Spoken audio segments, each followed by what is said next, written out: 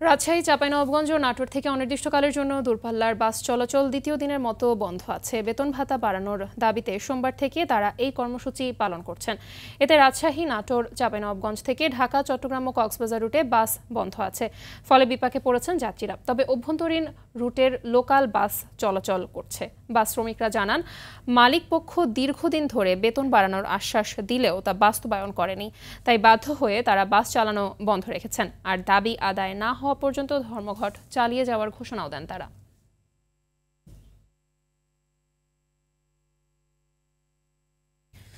দর্শক, ধর্মঘটের বিষয়ে বিস্তারিত জানাতে নাটোর থেকে সরাসরি যোগ দিচ্ছেন সহকর্মী কামাল হোসেন। কামাল, ধর্মঘটে জনদুর্ভোগের বিষয়ে বিস্তারিত জানাবেন।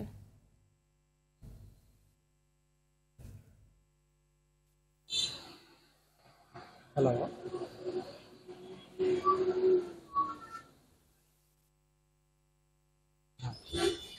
জি মাহবুবা, যেমনটি বলছিলেন, আমি এই মুহূর্তে রয়েছি নাটোর হরিশপুর বাস স্ট্যান্ডে।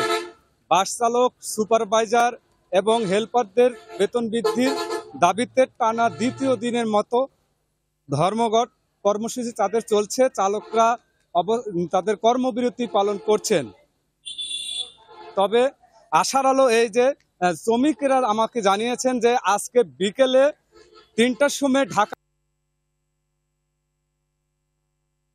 যে শ্রমিক নেতারা রয়েছেন তারা ঢাকাতে মালিক পক্ষের সঙ্গে বসবেন এবং আলোচনা বসার পরে কি সিদ্ধান্ত আসে তার উপর নির্ভর করবে যে আসলে এই অবরোধ থাকবে কি থাকবে না।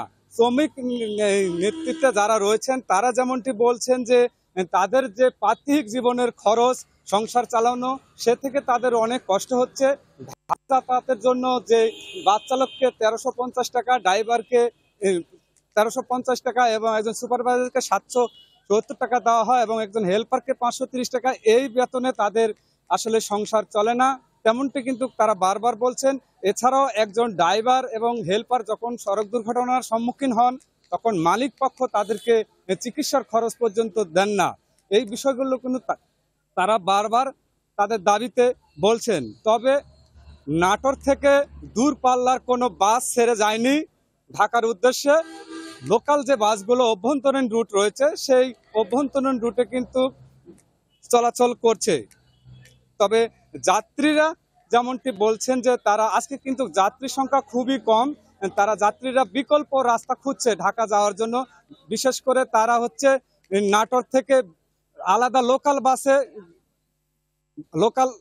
লোকাল বাসে তারা ভেঙে ভেঙে যাওয়ার চেষ্টা করছে। তো মাহবুবা, নাটোরের ধর্মঘট থেকে এই ছিল আমার কাছে সর্বশেষ।